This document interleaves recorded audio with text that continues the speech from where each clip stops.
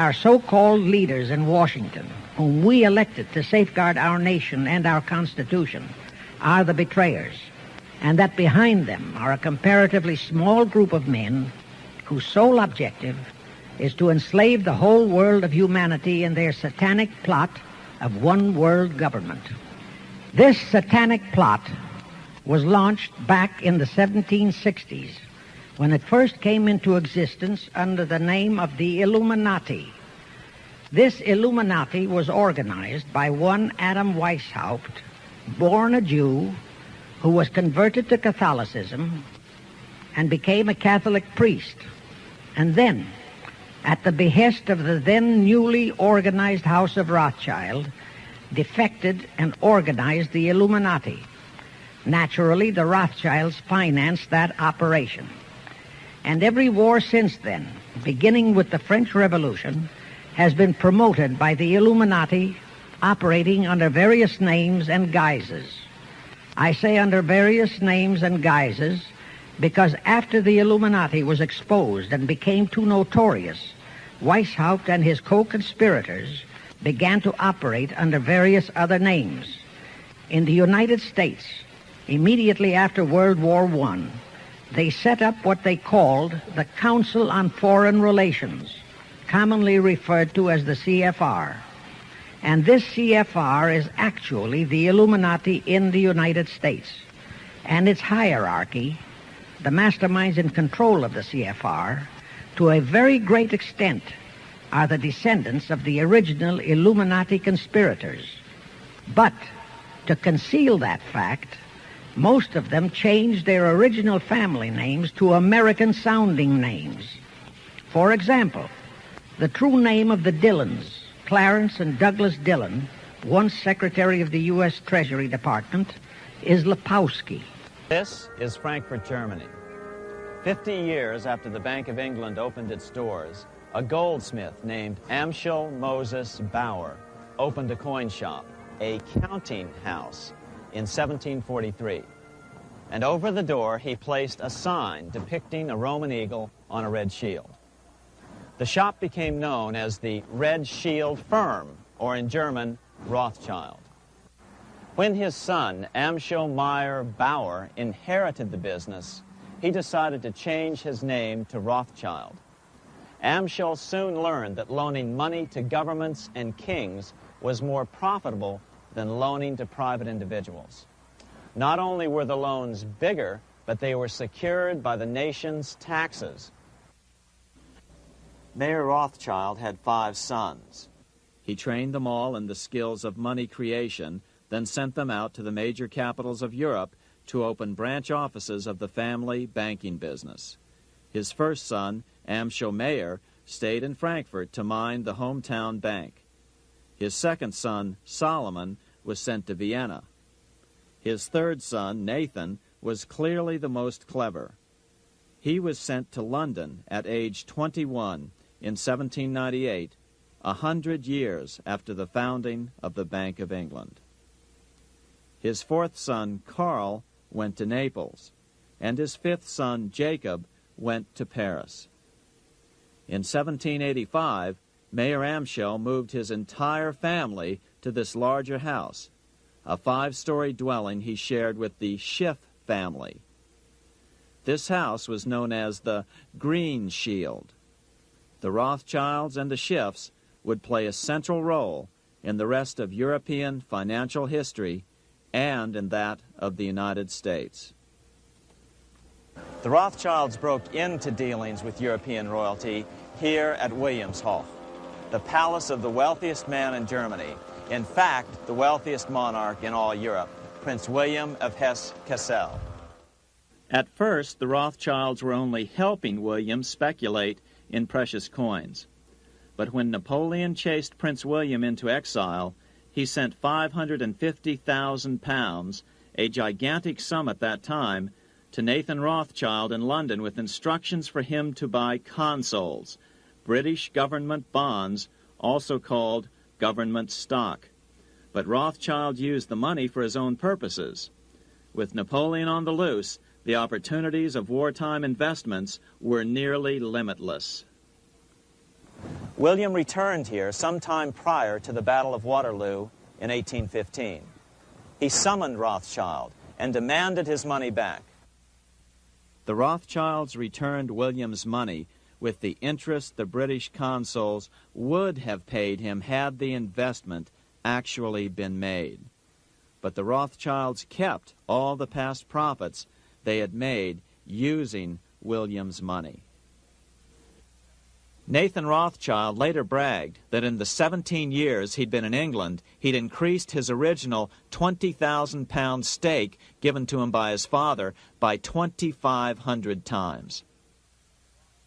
By cooperating within the family, the Rothschilds soon grew unbelievably wealthy.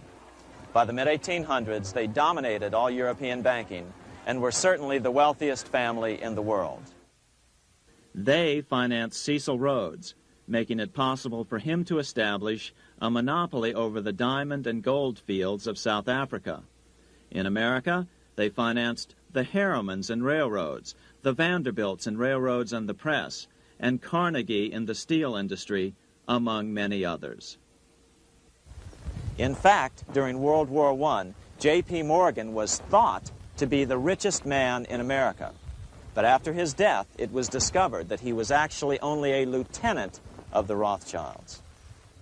Once Morgan's will was made public, it was discovered that he owned only 19% of J.P. Morgan companies. By 1850, James Rothschild, the heir of the French branch of the family, was said to be worth 600 million French francs, 150 million more than all the other bankers in France put together. He built this mansion called Ferrier, just east of Paris. Wilhelm I, on seeing it, exclaimed, "Kings couldn't afford this. It could only belong to a Rothschild." Another 19th century French commentator put it this way: "There is but one power in Europe, and that is Rothschild."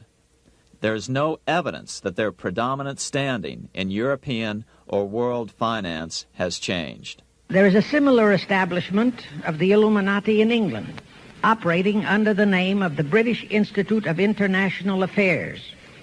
There are similar secret Illuminati organizations in France, Germany, and other nations operating under different names.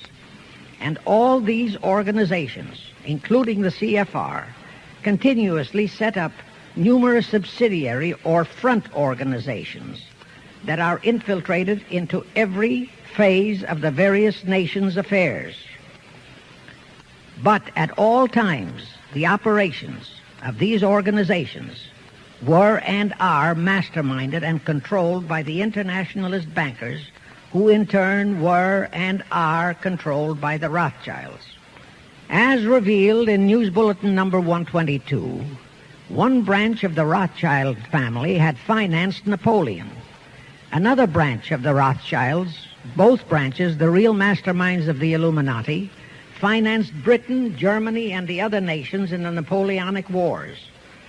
Immediately after the Napoleonic Wars, the Illuminati assumed that all the nations were so destitute and so weary of wars that they'd be glad for any solution. So the Rothschild stooges set up what they called the Congress in Vienna, and at that meeting they tried to create the first League of Nations, their first attempted one world government, on the theory that all the crowned heads of the European governments were so deeply in debt to them that they would willingly or unwillingly serve as their stooges. But the Tsar of Russia caught the stench of the plot and completely torpedoed it. The enraged Nathan Rothschild, then the head of that dynasty, vowed that someday he or his descendants would destroy the Tsar and his entire family. And his descendants did accomplish that very threat in 1917.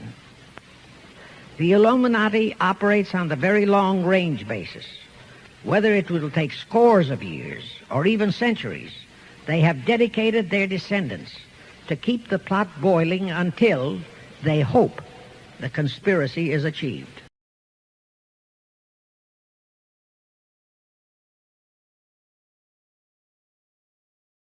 Number one, use monetary and sex bribery to obtain control of men already in high places in the various levels of all governments and other fields of endeavor. Once influential persons had fallen for the lies, deceits, and temptations of the Illuminati, they were to be held in bondage by application of political and other forms of blackmail, threats of financial ruin, public exposure and physical harm, even death, to themselves and loved members of their families. Do you realize how many present top officials in our federal government in Washington are controlled in just that way by the CFR? Do you realize how many homosexuals in our State Department, the Pentagon, all federal agencies, even in the White House, are controlled that way?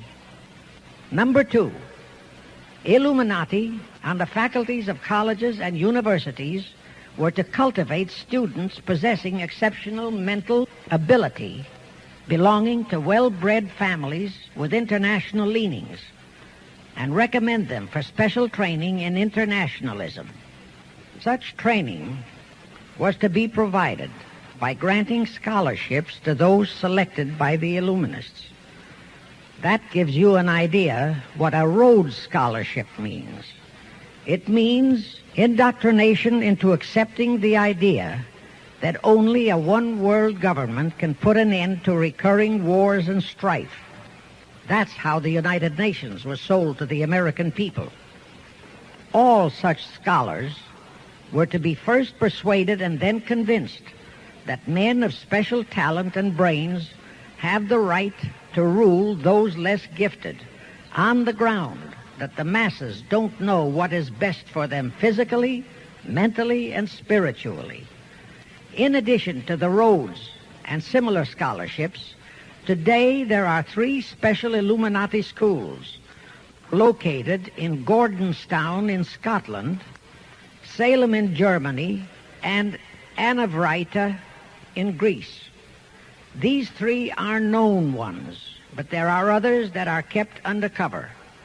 Prince Philip, the husband of Britain's Queen Elizabeth, was educated at Gordonstown at the instigation of Lord Louis Mountbatten, his uncle, a Rothschild relative who became Britain's admiral of the fleet after World War II ended.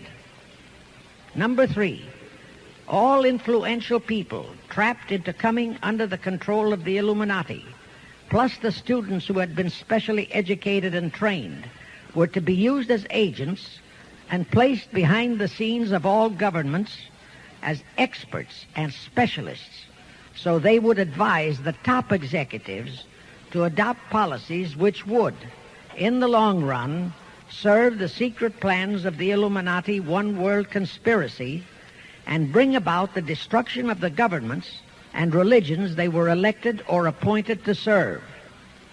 Number 4, perhaps the most vital directive in Weishaupt's plan was to obtain absolute control of the press, at that time the only mass communications media, to distribute information to the public, so that all news and information could be slanted, so that the masses could be convinced that a one-world government is the only solution to our many and varied problems.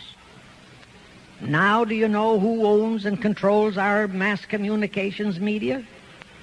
I'll tell you, practically all the movie lots in Hollywood is owned by the Leymans, Kuhn Loeb and Company, Goldman Sachs, and other internationalist bankers. All the national radio and TV channels in the nation are owned and controlled by those same internationalist bankers. The same is true of every chain of metropolitan newspapers and magazines, also of the press wire services, such as Associated Press, United Press International, etc. The supposed heads of all those media are merely the fronts for the internationalist bankers, who in turn compose the hierarchy of the CFR, today's Illuminati in America. Now can you understand why the Pentagon's press agent Sylvester so brazenly proclaimed that the government has the right to lie to the people? What he really meant was that our CFR-controlled government had the power to lie to and be believed by the brainwashed American people. You were both in Skull and Bones, the secret society. It's so secret we can't talk about it. What does that mean for America? The conspiracy theorists are going to go I'm wild. sure they are. I don't know. I haven't seen the website. Number 322. Damn, all right.